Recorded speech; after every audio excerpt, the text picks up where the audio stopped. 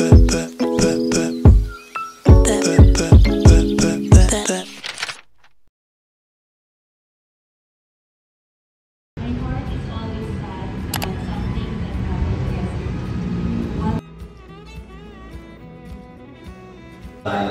death.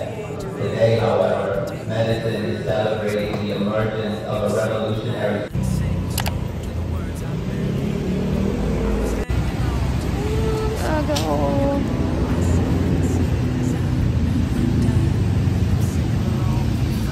Guys, ang aga ko talaga.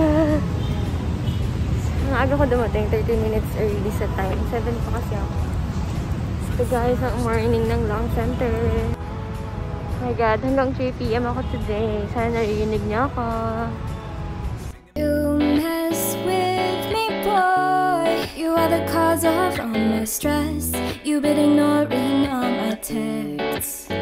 It's getting harder to avoid that funny feeling in my chest. Can't help but wonder what's coming next. And I've been staying up and getting all worked up, yeah, until sunrise.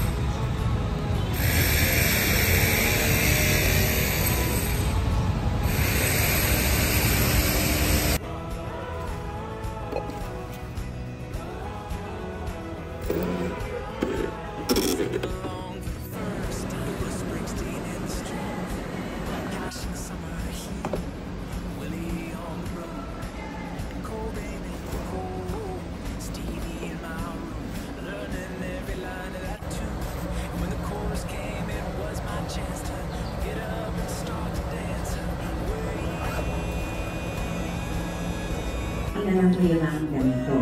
Tapos, pag sinabi natin sa... Kaya po, pinipilit, sinasabi ko sa inyo, dinimitahan natin ito. Ngayon po, bibigyan ko kayo ng kopya nito. Hindi pwede, kasi talagang deposit po ng carbon dioxide yan. Lalo po may uric acid kayo, itong buhanay na ito, hindi po ito pwede. Guys, kasi hanggang 6 AM kasi two-way pa dito sa amin.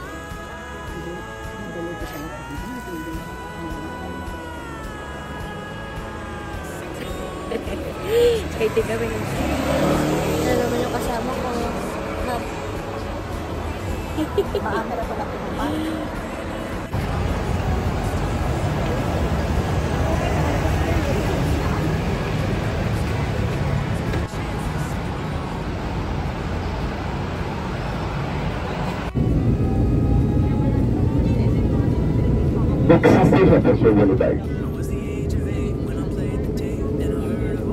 Hello.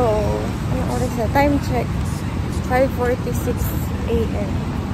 So, ang aga. Hindi, sakto lang ako actually. Kaso, yung binababaan ko, sarado yung gate. Kaya lang kasi ako pumasok na ganito kaaga. Sarado pa pala siya, kaya naglalakad ako ngayon. 8 lang guys.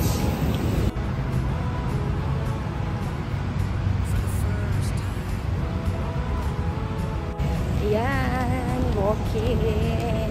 Aga, kaya lang ako pumasok. Sa susunod nyo, 4 AM na yung pasok ko. Sa April. Pasok na ako dito. Ah, anong oras na? Kamalik pa.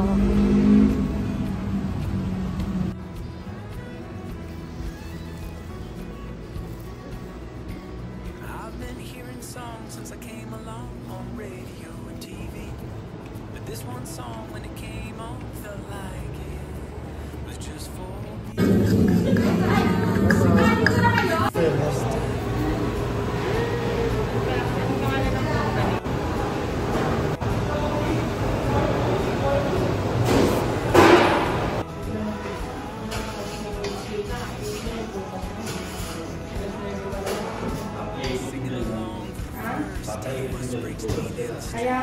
Di ba ito Ayun.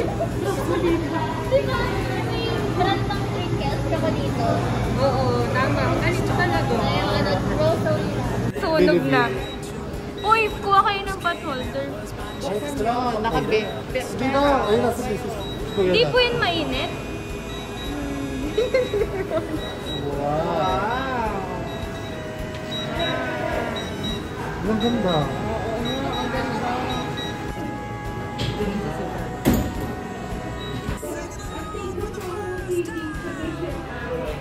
Yes.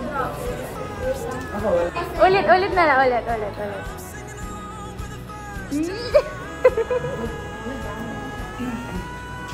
Ayan.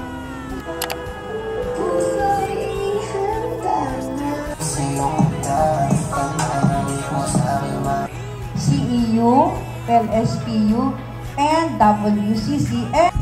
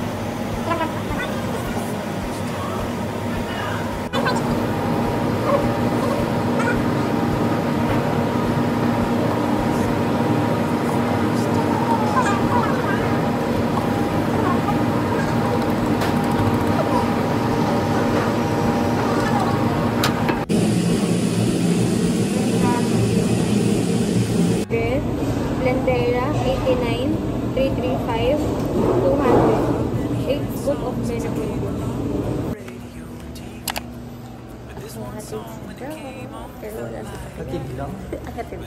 Hatid lang pala. Wala ka na sa pag-uwi. Wala ka sa pag-uwi.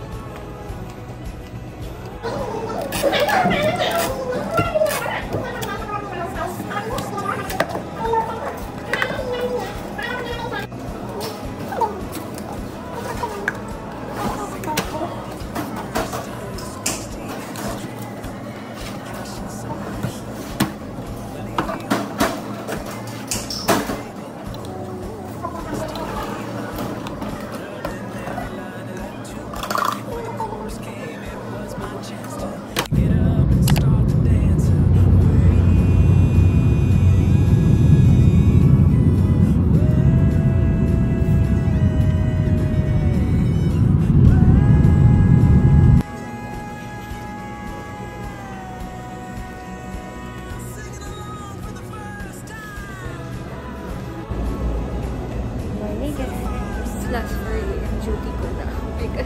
Saan po yan? Alas pa lang nagigising na. Lalakad na ako ngayon para makapunta. Time check. 8:55 na. Medyo malamin pa naglalakad ka. Kasi alam ko kahapon kasi ano ko dumating. Wala pa yung vlog.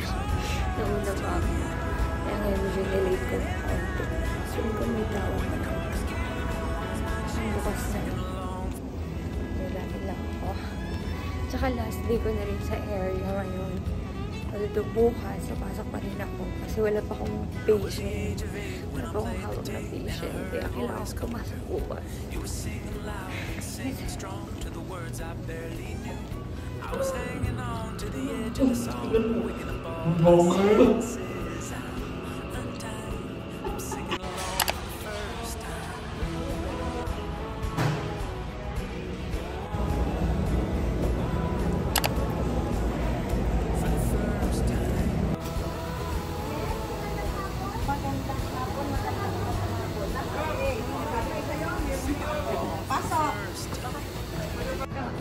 Ang supervisor, oh? No! Ano? Nurse lang muna. Kailangan naman itong bail.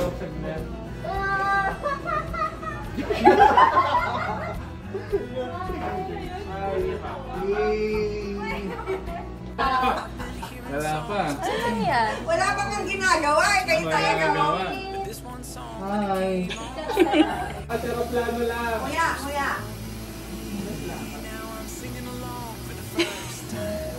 Masakit tayo nga. Ano mga ginapig sila? Sakit. Ay, may pasok. Feeling ko may iba yung boses nila. May iba yung boses nila. May silent batch eh. Pasok ka na. Nami, bago nga ako. Support ko kayo. Ayun, Okay pa naman sila. Bale to, this is the hypermaric. Ang pangalan ng treatment niya is hypermaric oxygen therapy. Bale, ibig sabihin ng hypermaric oxygen therapy, hyper means maric, like pressure, inside the hyperbaric chamber. But actually, may kasama dapat ang oxygen. So, oxygen nga, pasyente, naka-oxygen mask yung patient. Habang patient, di ba? may pa-high pressure siya. Kaya, malakas yan. Pero usually, pinapatay lang namin to. Bawat tingnan niya lang, hindi lang malakas mo. Para hindi rin siya masobrahan. Bali, para sa inyo, yung sarili sa hypermaric pero hindi siya ng 100%. Nearly 100% oxygen. We say that. That's right, Steve.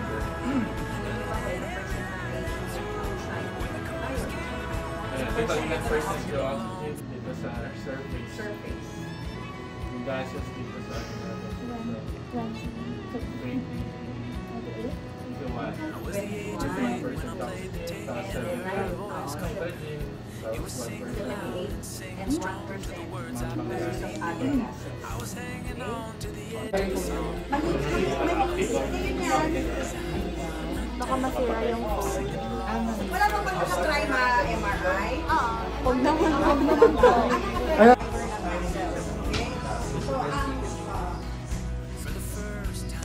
hindi pwede, ang pagbasa niya, hindi through radiation. Ang pagbasa niya through magnet. Tama? Yeah. Naghihintay mo. Saan naman to? X-ray na daw. Ito na yung free. Free? So, ito kasi tapos, ito yung mobile x-ray. So, ito yung nakikita nyo sa ward. Ako siya, dito na yung x-ray appreciation. Yung official rating na lang ang from radiologist. Inaayos na nila yung pangalan, baka magkamali-mali.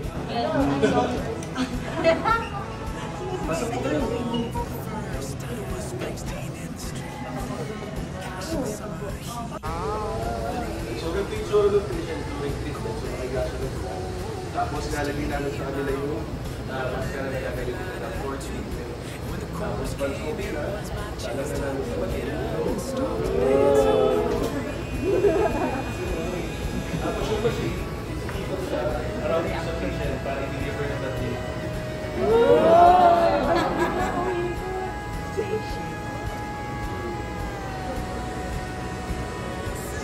Kasi ito is for